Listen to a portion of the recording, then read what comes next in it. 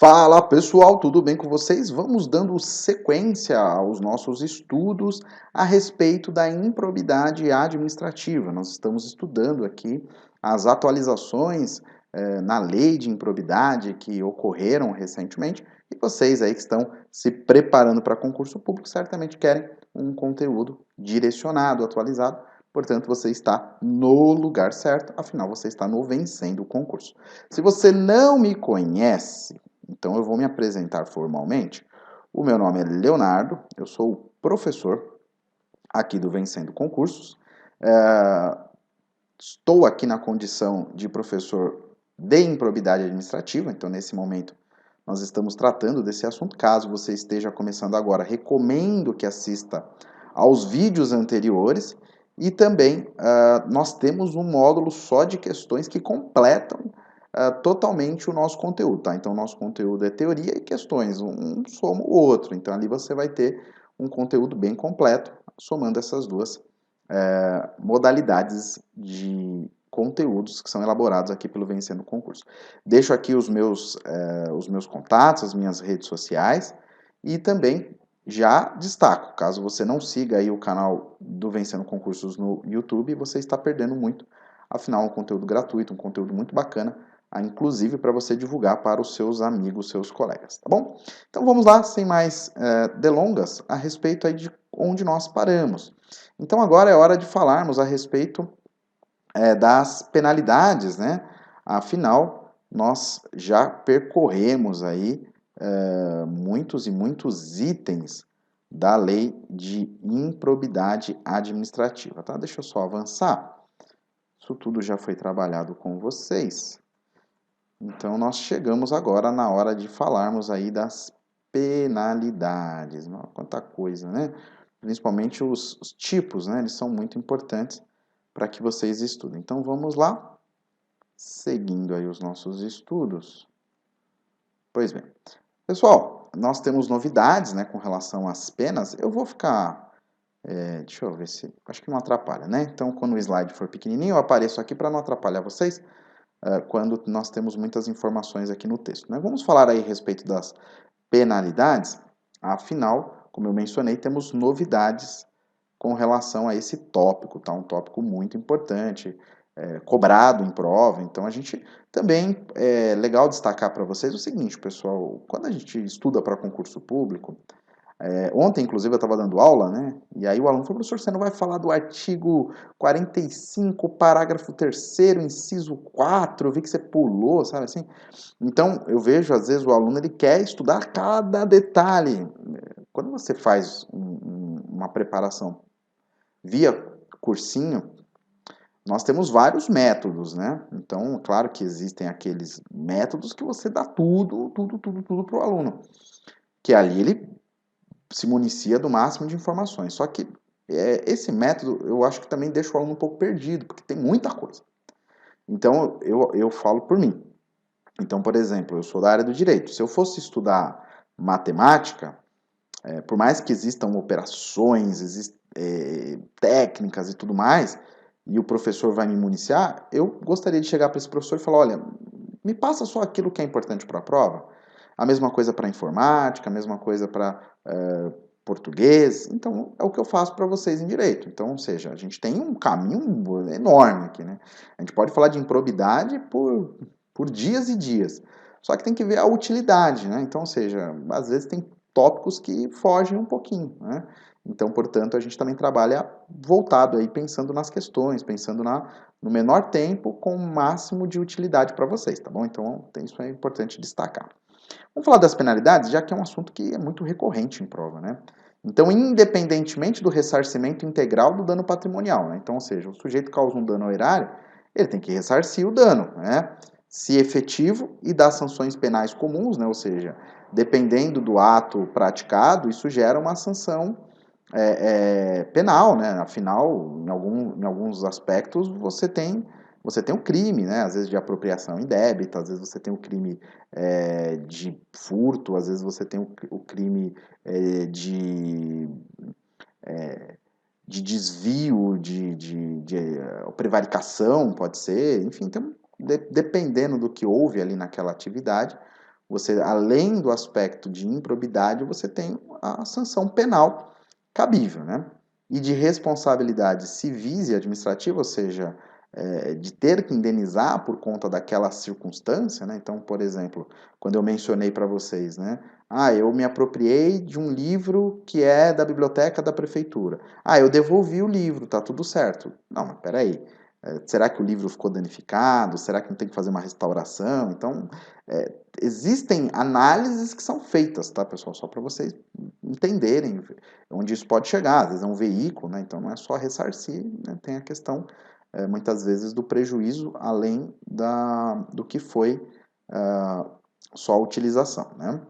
Aí ele coloca, e também administrativa, porque o sujeito pode sofrer uma advertência, uma suspensão e até mesmo a demissão.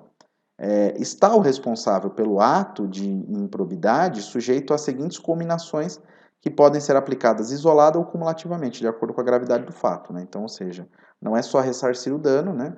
Mas também existem outras situações que serão inseridas, tá? Então, vamos lá, vamos por partes. Nós temos três tipos que estudamos na aula passada, três artigos que estudamos na aula passada, não sei se vocês se lembram, mas nós temos o enriquecimento ilícito, lesão ao erário e ferir, né, os princípios da administração pública. Então, vamos acompanhando. O inciso 1, ele vai falar da questão do enriquecimento ilícito. Então, quando houver enriquecimento ilícito, quais serão as penalidades? Então, ele vai perder os bens ou os valores que foram acrescentados ilicitamente ao seu patrimônio, perda da função pública, suspensão dos direitos políticos até 14 anos, teve mudança, né? Quem já está fazendo as questões deve ter percebido, pagamento de multa civil equivalente ao valor do acréscimo patrimonial, então além da devolução ele tem a multa, né? Senão seria muito fácil, né? Qual é o risco? O risco no máximo eu vou perder o que eu acrescentei, né? Então fica muito fácil, né? Então por isso que tem essa multa civil, já vou até dar um toque para vocês, tem questão que coloca que a multa é penal, tá errado, é multa civil, e proibição de contratar com o poder público ou de receber benefícios ou incentivos fiscais ou creditícios, seja direto ou indiretamente, ainda que por intermédio de pessoa jurídica, que ele seja sócio majoritário pelo prazo não superior a 14 anos, tá? Então isso gera uma boa limitação, tá bom? Daqui a pouco eu vou mostrar para vocês um esquema, né? Agora, se for lesão ao erário, né, quando um terceiro se beneficia, aí você vai ter a perda dos bens, os valores acrescidos ilicitamente ao patrimônio, se ocorrer essa circunstância, né, porque às vezes a questão é patrimonial, perda da função pública, e aqui já temos uma diferença, ó, suspensão dos direitos políticos por até 12 anos. Então, vejam que o legislador entende que enriquecimento ilícito é um pouco mais grave que lesão ao erário, né? Então, afinal, na lesão ao erário é um terceiro, no enriquecimento ilícito é o próprio agente que se beneficia. Então, portanto, a lei pegou mais pesado com o agente, dando ali uma suspensão de até 14 anos. Aqui são 12. Pagamento de multa civil igual, equivalente ao valor do dano, e proibição de contratar com o poder público ou de receber benefícios ou incentivos fiscais ou creditícios, direta ou indiretamente, ainda que por intermédio de pessoa jurídica do qual seja sócio majoritário, pelo prazo não superior a 12 anos. Então, aqui também tem uma diferença, né? O anterior, ele fala 14, 14, e aqui fala 12, 12. Perceberam? Então, a gente sempre foca na diferença. Afinal, é em cima disso que às vezes a banca costuma trabalhar, tá bom? E agora aqui na hipótese do artigo 11, né, que seria ferir os princípios da administração pública, vejam que há pagamento de multa civil de até 24 vezes o valor da remuneração percebida. Então aqui não estamos falando de um dano e a multa é baseada nesse dano, é baseado na remuneração, tá? Então já muda essa situação. E também proibição de contratar com o poder público ou de receber benefícios, incentivos fiscais ou creditícios, direto ou indiretamente, ainda que por intermédio de pessoa jurídica, do qual seja sócio majoritário, pelo prazo não superior a 4 anos. Então também há uma diferença. Vejam um detalhe mega, mega importante. Vocês já perceberam a diferença? O que não tem quando fere os princípios da administração pública? Não tem suspensão dos direitos políticos, tá? Então fiquem atentos, porque aqui não houve a questão de inserção de suspensão dos direitos políticos. Então essa é uma boa diferença. Às vezes tem um que fala, nossa, professor, quando eu já vejo na questão, falou de suspensão dos direitos políticos, eu já foco ou na lesão ao erário ou no enriquecimento ilícito, porque ferir princípios não tem. Então são saídas que vocês vão encontrar que facilitam até inclusive na velocidade, na agilidade que vocês vão responder, tá bom? Aqui, a lei estabelece o seguinte, ó, na fixação das penas previstas, o juiz vai levar em conta a extensão do dano. Então, é uma análise profunda processual, causado, assim como o proveito patrimonial obtido pelo agente, proporcionalidade, razoabilidade, circunstâncias agravantes e também as atenuantes, e bem como os antecedentes do agente. Então, vejam que na fixação dessas penalidades, o juiz ele tem que ter um cuidado, um critério, uma análise profunda para entender, né, o que levou, como foi feito, quais são as circunstâncias que vão aumentar, que vão diminuir, enfim, então tem toda uma análise técnica aí do juiz a respeito da fixação da pena, tá bom? Agora vamos esquematizar aqui, ó. Eu vou trabalhar, existem várias formas, a gente pode fazer uma tabela, ou pelo ponto que eu peguei aqui, enfim, cada um pode focar naquilo que mais chama atenção. Por exemplo, para mim, o que chama muita atenção é verificar. Por exemplo, tem muitas questões que falam da suspensão dos direitos políticos, então eu já vou memorizando, ó. Enriquecimento ilícito até 14, prejuízo ao erário até 12. E quando atenta contra os princípios da administração pública, não há suspensão. Aí aqui eu também posso montar um esquema baseado na multa. No enriquecimento ilícito é o valor do acréscimo patrimonial, no prejuízo ao erário é o valor do dano. Já com relação ao ato que atende contra os princípios, a multa ela é de até, multa civil, né? Nunca a gente pode esquecer, até 24 vezes o valor da remuneração percebida. Então isso já ajuda também numa distinção, numa diferenciação entre os tópicos, né? Aí vamos lá, se ocorrer lesão ao patrimônio público, a reparação do dano a que se refere a lei de improbidade deverá deduzir, né? Ou seja, tirar o ressarcimento ocorrido nas instâncias criminais, né, civil e administrativa que tiver por objeto os mesmos fatos. Por quê, professor? Porque as sanções aplicadas, né, elas não devem ferir o princípio do non bis in idem, né? Então, ou seja, existe um princípio que se refere com a seguinte, isso aqui está até na lei, tá, pessoal? A utilização desse termo, que inclusive aí pode ser objeto de uma questão de prova, mesmo de nível médio, né? Então, quando a gente usa o termo non bis in idem, significa que você não pode ser penalizado pela mesma circunstância duas vezes, né? Então, por isso que ele coloca a seguinte situação: se ocorrer lesão ao patrimônio público, a reparação do dano a que se refere deve deduzir o ressarcimento já ocorrido nas instâncias. Então, ou seja, se ele já teve que pagar, se já houve alguma sanção patrimonial, então nesse caso aí você retira, para que ele não tenha que pagar duas vezes, né? É a mesma lógica que a gente usa no direito tributário, não sei se vocês já viram, também existe no direito tributário o princípio do non bis in idem, né? Ou seja, você não ser penalizado, né? No caso ali é tributariamente, pela mesma circunstância. Enfim, então tem essas características que é importante que vocês observem. Afinal, também, apesar que da gravidade e tudo mais, vejam que a lei ela se preocupou em penalizar de uma forma coerente, com a razoabilidade e proporcionalidade, para que você não tenha aí no caso ali, uma penalidade duplicada pelo mesmo ato, tá bom? Aí aqui é importante, isso aqui é colocado em muitas questões de provas, tá, pessoal? As sanções previstas somente poderão ser executadas após o trânsito em julgado, tá bom? Então a lei que foi alterada, ela deixou claro, nós tivemos recentemente aí uma discussão no âmbito do Supremo, se já pode executar a pena na segunda instância, em que momento, né? Então vejam que o legislador ele teve essa cautela de estabelecer o momento inicial das aplicações das sanções, né, após o trânsito em julgado. Professor, eu não sou do direito. O que significa transitar em julgado? O trânsito em julgado significa não haver mais a possibilidade recursal, ou seja, daquela decisão não cabe mais nenhum recurso, seja porque você já utilizou todas as vias recursais possíveis ou porque de repente a própria pessoa não optou em recorrer. E ali, passando o tempo que caberia um recurso, dizemos, né, tem-se o chamado trânsito em julgado, ou seja, passou um tempo sem que haja recurso. Com o trânsito em julgado, nós temos a chamada coisa julgada. Então, tem coisa julgada, dali você não tem mais o que fazer, é o que eu brinco com os alunos, né? É o famoso aceita que dói menos, né? Seria essa lógica, tá? Então, daqui não cabe mais nada, por isso que aí começa a aplicação das sanções, né? E aí, para efeito de contagem do prazo da sanção de suspensão dos direitos políticos, computar-se-á grifem aqui, ó, retroativamente, o intervalo do tempo entre a decisão colegiada e o trânsito em julgado da sentença condenatória, né? Então, para começar, porque se vocês lembrarem, quando nós falamos de enriquecimento ilícito, são 14 anos, né, de suspensão de direitos políticos, né, até, e quando são os casos de lesão ao erário, até 12 anos. Então, quando é que começa a contagem? Isso é muito perguntado em prova. Ah, é a partir do trânsito em julgado? É a partir da sentença? Em que momento, né?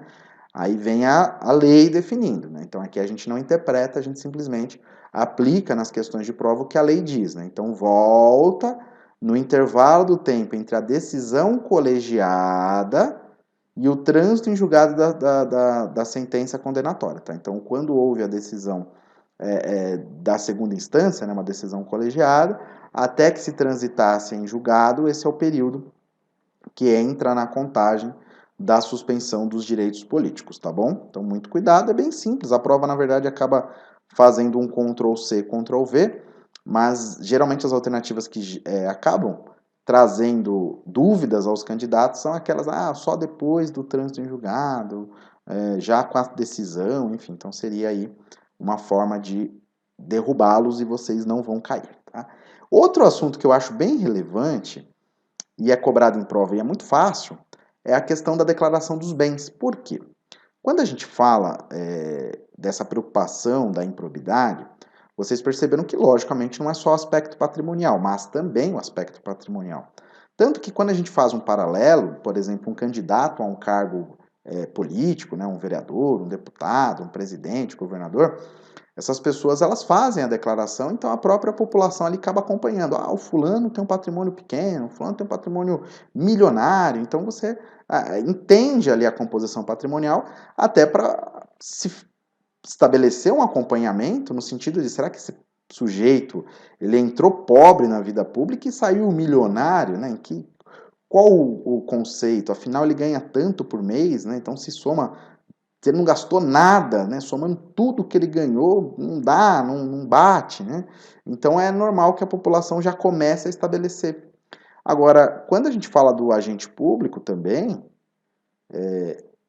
traça-se um paralelo e exige a mesma responsabilidade e transparência. Então vejam só o que a lei exige, né? Então a posse e o exercício de agente público ficam condicionados à apresentação de declaração do imposto de rendas e proventos de qualquer natureza apresentada à Receita Federal, para ser arquivada, né, no serviço pessoal competente, ou seja, isso vai ficar na sua ficha profissional, né, para fins ali nos seus assentamentos, para fins de acompanhamento. Então ela deve ser atualizada anualmente, então eu vou acompanhando. Ele tem um patrimônio de R$ 200.000, aí agora ele entrou na administração pública, ele ganha R$ 5.000 por mês. Quanto é que ele vai ter no final do ano que vem? Então, se ele ganha 5 mil, você teve um acréscimo no máximo de R$ 60.000. Aí ele vai apresentar uma declaração, R$ 300.000 o patrimônio dele no mês seguinte, no ano seguinte. Peraí, não está muito consistente. Será que ele tem uma atividade paralela? O que ele desenvolve? O que gerou esse acréscimo maior do que ele ganha aqui? Então, são análises, né? E se ele não apresenta essa declaração, que eu já fui direto ao assunto, a pergunta de prova é o que ocorre. E aí vocês vão ver de todos os tipos. Ele fica sem receber os seus vencimentos. Ele toma uma multa, ele toma uma advertência. Não, olha a gravidade, pessoal. Isso a galera que não estuda erra fácil, né? Então, será penado com a pena de demissão, sem prejuízo de outras sanções, o agente que se recusar a prestar declaração dentro do prazo estabelecido ou ainda que apresente uma declaração falsa. Então, vejam como isso é grave, é muito delicado. Afinal, a lei é de improbidade, ou seja, você está sendo desonesto com a administração pública, portanto, tem todo um contexto, né? Então, a gente estudou aqui os aspectos penais, né? Os pontos que geram as sanções, e também o aspecto patrimonial. Lembrando que, rapidinho, nós temos 3 hipóteses, né? Então, ou seja, lesão ao erário, enriquecimento ilícito e princípios da administração pública, cada qual traz penas específicas, né? Então, só a diferença, quando é enriquecimento ilícito o agente, a penalidade é maior no que se refere ali à suspensão dos direitos políticos até 14 anos. Quando nós estamos falando do enriquecimento, do lesão ao erário, perdão, aí já são 12 anos, e quando nós falamos de ferir princípios da administração pública, não há suspensão de direitos políticos. Mas há a questão da multa civil, que pode ser 24 vezes aí a remuneração percebida, e nos demais a multa ela é atrelada, no caso do lesão ao erário, à lesão, e no caso do enriquecimento ilícito, a multa é atrelada ao acréscimo patrimonial. Então, são análises que vocês vão fazendo para começar a enxergar a diferença entre esses pontos, que são muito, mas muito cobrados em prova, e no final não é tão difícil, né? Então, eu montei um tipo de esquema para vocês. Talvez vocês queiram, professor, uma tabela vai bem. Não, professor, eu falo, então comecem a criar. Eu sempre falo para o aluno que ele tem que ser protagonista do estudo dele. Então, quanto mais você for protagonista do seu estudo, melhor vai ser, porque você vai criar um método que é mais agradável. Eu falo por mim, por exemplo, eu não sei muito bem como estudar, então eu busco a inspiração, né? Então, por exemplo, eu vejo, nossa, o que esse professor fez aqui foi maravilhoso, ele fez um fluxo aqui que eu não teria a criatividade para fazer. Pronto, mas ele já despertou em mim essa utilidade. Então, eu não posso esperar que ele faça o próximo, eu mesmo vou criar. Nossa, esse professor fez uma coisa tão simples, montou uma tabelinha ali, ele já me deu a ideia. O resto, hoje em dia, com os programas que nós temos nos computadores, no celular, a gente monta fluxo rapidinho. Então, a gente, às vezes, realmente não tem a ideia, a criatividade. Mas chegou, viu, e aquilo é bom para você, comece a fazer, porque pode ajudar bastante os seus estudos. Beleza, pessoal? Então, vamos encerrando por aqui. Daqui a pouquinho a gente já volta na próxima parte da matéria, que existem ainda alguns assuntos a serem trabalhados. Espero que vocês estejam gostando, pois eu, é claro, estou muito feliz, deixa eu aparecer aqui para vocês, de estar aqui. Afinal, vocês estão no Vencendo o Concurso aqui, para uma equipe seleta de pessoas que vão ter sucesso em que se refere à aprovação em concurso público. Tá bom? Um grande abraço e até o próximo vídeo. Olá, sejam bem-vindos ao Vencendo Concursos. Para você que não me conhece, meu nome é Cristiano Silva e é uma honra recebê-los aqui. Olha, você acabou de assistir a uma aula, uma parte das muitas aulas que nós temos aqui no nosso curso online preparatório Gabaritando São José dos Pinhais para o cargo de agente administrativo. E se você chegou até aqui é porque gostou, não é verdade? Então continua, porque eu tenho um recado importante para te passar. Nós aqui do Vencendo Concursos montamos o curso online preparatório, Gabaritando São José dos Pinhais para agente administrativo. É um curso focado no edital, então ele vai abordar o conteúdo programático que consta, tá, no edital de vocês. E o nosso intuito, evidentemente, é que você consiga gabaritar, por isso o nome Gabaritando, ok? Eu quero aproveitar e mostrar para vocês as vantagens do nosso curso preparatório. Vamos dar uma olhada. Olha só. Em primeiro lugar, você, ao adquirir o curso preparatório, vai receber no seu e-mail os dados de acesso e já vai começar a navegar com a gente imediatamente. Acesso imediato ao curso, tá? Você também terá acesso ilimitado. Poderá assistir às aulas quantas vezes você quiser. E olha que legal, gente. Você vai ter acesso às aulas durante um ano, tá? Para navegar na nossa plataforma e assim, claro, até aproveitar o curso para outros concursos que virão. Você vai ter no curso Teoria e Questões Comentadas. Aliás, centenas de questões comentadas pelos nossos professores, tá? E você também terá material em PDF das aulas, ok? Então a gente transforma os slides dos professores em PDF para servir como material de apoio. Além disso, você também receberá 2 bônus. O primeiro bônus é o caderno de questões. São questões gabaritadas para você treinar e treinar muito, tá? Fica à disposição para você essas questões. Você vai baixar em PDF, vai procurar resolver e, claro, depois verificar o gabarito das questões, tá? E vamos aplicar 2 simulados. Olha que bacana, gente. Em datas pré-determinadas, que vamos avisar para os alunos, evidentemente, porque haverá todo um acompanhamento aí com vocês. Nós vamos ter 2 simulados e informaremos para vocês. Simulado é muito bacana porque é uma forma de você medir o seu desempenho e a gente vai, né, fazer de tudo para que as questões do simulado, obviamente, estejam de acordo com a realidade do concurso que vai ser solicitado no dia da sua prova, tá? Então, por isso o nome, né? Simulado. E esses simulados serão comentados ainda por cima, para ficar melhor ainda. Tá certo? Então, veja, ó. Tudo isso que você vai ter de direito por apenas o valor de lançamento de R$ 497 por apenas R$ 197 ou 12 vezes de R$ 19,65. É isso mesmo que você ouviu. Com apenas R$ 19 você compra, adquire o curso preparatório em 12 vezes, claro, né? Mas, gente, na boa, quanto vale a sua aprovação? Quanto você está disposto a investir para ter um salário de mais de R$ 3.000, estabilidade e muitos outros benefícios? Com R$ 19,65 por mês, você adquire o curso online completo, o melhor curso preparatório, pode ter certeza disso. Como que você vai fazer para adquirir o curso? Abaixo desse vídeo, na barra de descrição, vai ter um link. Você vai clicar nesse link e vai ser redirecionado à página do curso. Lá vai encontrar todas as informações necessárias. E aí é só, tem um botãozinho lá amarelo no meio, para clicar nesse botão, preencher seus dados e pronto, começar a estudar aqui com a gente no Vencendo Concursos, porque aqui você vence. Caso tenha alguma dúvida, lá na página do curso eu tenho um chat online. É só chamar um dos nossos consultores, o pessoal vai te atender e vai sanar todas as suas dúvidas. Ou você pode também mandar uma mensagem para a nossa central do WhatsApp, está aí o número 11 97465 6052. Tá certo? Show de bola? Então é isso. Vou ficando por aqui. Um grande abraço para vocês. Ó, já clica aí, já faz a sua matrícula e inicie imediatamente seus estudos. Grande abraço e até mais.